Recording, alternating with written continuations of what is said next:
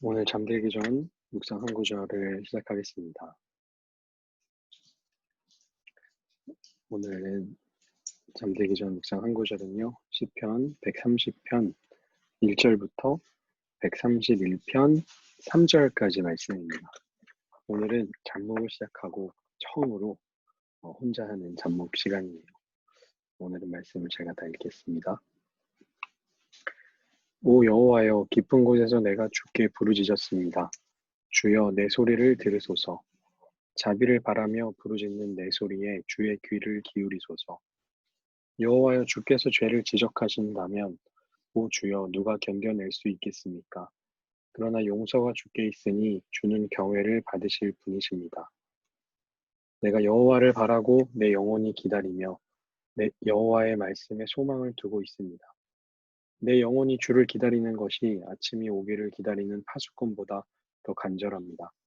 정령 파수꾼이 아침이 오기를 기다리는 것보다 더합니다. 이스라엘은 여호와를 바라라. 변함없는 신실하심이 여호와께 있고 온전한 구원이 그분께 있도다. 그분이 손수 이스라엘을 그 모든 죄악에서 구원하시리라. 오 여호와여, 내 마음이 교만하지 않고 내 눈이 높지 않습니다. 내가 너무 큰 일들과 나에게 벅찬 일들을 행하지 않습니다. 진실로 내가 내 영혼을 가만히 잠잠히 있게 하니 젖된 아이가 그 어머니와 함께 있는 것 같고 내 영혼도 젖된 아이와 같습니다. 오 이스라엘아, 지금부터 영원히 여호와를 바라라. 아멘. 네, 오늘 묵상 말씀은 시편 130편 또 131편 말씀인데요.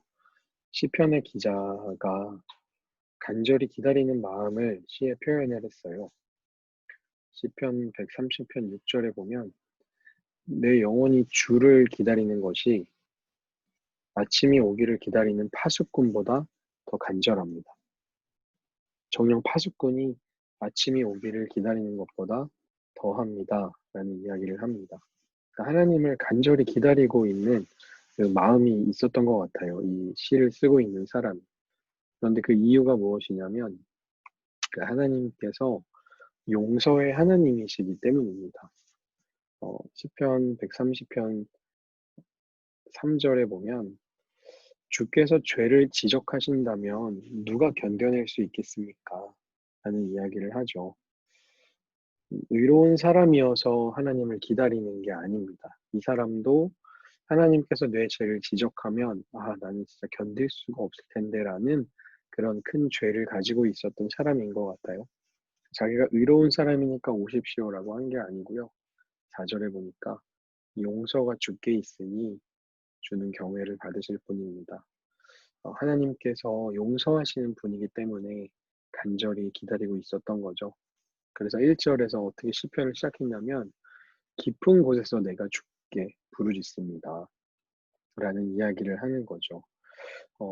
나의 죄 때문에 마음 깊은 곳이 흔들리지 않기를 바라면서 기도를 하고 있는 겁니다. 그렇게 기도를 이제 하는데요. 그 기다림과 소망의 근거를 이 사람은 어디서 찾고 있냐면요.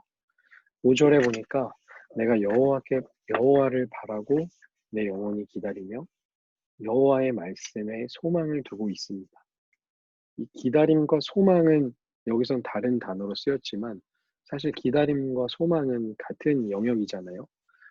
내가 어떤 것을 소망하기 때문에 기다리는 거고 내가 기다리다 보면 또 소망이 생기는 것이고 어, 뗄 수 없는 거죠. 근데 이 사람은 그 소망과 기다림의 근거를 하나님의 말씀에 두고 있는 겁니다. 그리스도인의 기다림과 소망은 하나님의 말씀에 근거하는 것이죠. 그렇게 용서의 하나님을 기다리고 또 소망하던 이 시인이 이제는 더 나아가서요. 공동체가 구원되기를 바라고 있습니다. 7절에 보니까 이스라엘은 여호와를 바라라. 나에게 이야기했던 것을 이제 이스라엘이라는 공동체에게 이야기하고 있어요. 왜냐하면 변함없는 신실하심이 하나님께 있고 온전한 구원이 그분께 있기 때문에 그리고 하나님께서 이스라엘을 모든 죄악에서 구원하시기 때문에 이 공동체에게도 하나님을 바라라고 이야기하고 있는 겁니다. 진정한 신앙은 이런 것이라고 생각해요. 되게 그 공동체에서 처음에 신앙을 경험하게 되죠, 공동체를 통해서. 그리고 나서 개인에게로 돌아가는 것 같아요. 나와 하나님과의 진짜 만남으로 돌아가고 나서 다시 공동체를 향해서 나가는 거. 그게 진짜 신앙의 방향이 아닌가. 오늘 시인도 그렇게 하잖아요. 나의 구원을 넘어서 공동체의 구원으로 나아가는 것. 이게 정말 진짜 신앙이고 요즘 우리 시대에 필요한 신앙의 자세인 것 같아요. 나만 구원을 받겠다고 한다면 뭐 교회나 공동체 활동을 할 필요 없겠죠. 네, 종교 활동이라고 치부하면서 악하다라고 이야기할 수 있겠죠. 하지만 진짜 신앙은요, 혼자서 절대 할 수가 없습니다. 내가 구원받으면 이 사람도 그 구원을 소개해주고 싶은 거거든요. 그런데 이 사람 이제 시인 이제 131편으로 오늘은 묵상을 같이 30편, 31편까지 하고 있는데요. 131편으로 넘어가서 131편에서는 나의 바람은 이제 하나님의 품에 안기는 거라고 이제 이렇게 이야기를 하고 있습니다. 오 여호와여, 내 마음이 교만하지 아니하고 내 눈이 높지 않습니다.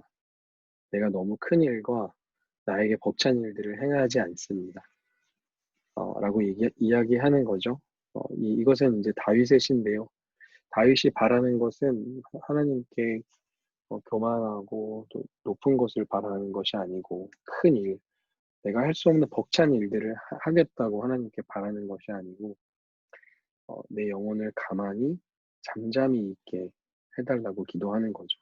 마치 젖된 아이가 그 어머니와 함께 있는 것처럼 이 다윗이 바라고 있는 것은 무엇이냐면 그냥 하나님 품에 머무는 거, 대단한 업적을 이루는 것이 아니라 나는 그냥 하나님의 너른 품에 안기는 삶을 좀 살고 싶다라는 것을 이 다윗이 바라고 있습니다.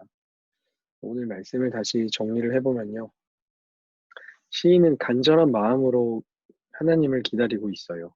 하나님을 기다리는 이유가 뭐냐면 하나님께서 용서의 하나님이시기 때문입니다. 이 사람이 의인이어서 하나님 언제든지 오십시오라고 하는 게 아니에요.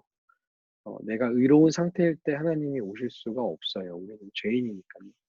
이 사람도 이렇게 이야기하거든요. 하나님이 오셔서 내 죄를 지적하시면 누가 감히 설 수 있겠습니까? 그러나 하나님은 용서의 하나님이십니다. 그 용서의 하나님이시니까 기다리는 거죠. 그 간절한 기다림의 근거는 어디에 있었냐면 하나님의 말씀에 있습니다. 하나님의 말씀을 날마다 묵상하면서 하나님을 알아갈수록 하나님을 더 기다리게 되는 것이죠. 하나님을 모르는 사람이 하나님을 기다릴 수가 없습니다. 잘못된 모양으로 기다리게 되겠죠. 그리고 이 사람의 바람은 나의 구원에서 시작을 해서 공동체의 구원으로 넘어가죠. 신앙의 올바른 방향은 항상 그렇습니다. 나 개인의 고백으로 시작을 해서 공동체를 함께 구원해 달라고 공동체에게 나아가는 것이죠. 또 다른 시편 131편에서 이거는 이제 다윗의 시인데요. 다윗이 바라는 것은 대단한 업적과 엄청난 것을 바라는 것이 아니었고 그냥 잠잠히 하나님 품에 머무는 거, 하나님의 그 너른 품에 안겨서 그냥 쉬고 싶다라는 것을 바라고 있었거든요. 그것이 우리 신앙인들의 바라는 모습이 아닌가 생각이 드네요. 오늘 우리에게 던지고 싶은 질문은 하나님을 향한 나의 간절한 소망은 무엇인가? 나는 하나님께 무엇을 바라고 있는가? 라는 것을 이 시편을 묵상하시면서 다시 한번 나에게 질문을 던져봤으면 좋겠습니다. 하나님의 품에 안기는 그런 우리가 되기를 간절히 소망합니다. 네, 오늘 아무도 없이 혼자 진행하고 있었는데 지은자매가 중간에 들어와가지고 감사하네요. 자, 기도하고 마치겠습니다. 하나님 감사합니다. 시편의 기자가 하나님을 간절히 기다렸던 것처럼 우리 안에도 하나님을 간절히 기다리는 마음이 회복되었으면 좋겠습니다. 우리가 대단한 사람이어서 하나님이 오시는 것이 아니고 하나님께서 용서의 하나님이시기에 우리는 하나님을 기다립니다. 그 하나님께서 우리에게 오셔서 우리에게 약속하신 그 말씀을 이루어 주시는 것들을 경험하게 하여 주시고 그 구원이 나에게서만 끝나는 것이 아니라 나의 가족과 나의 일터와 공동체에게도 흘러나갈 수 있도록 인도하여 주옵소서.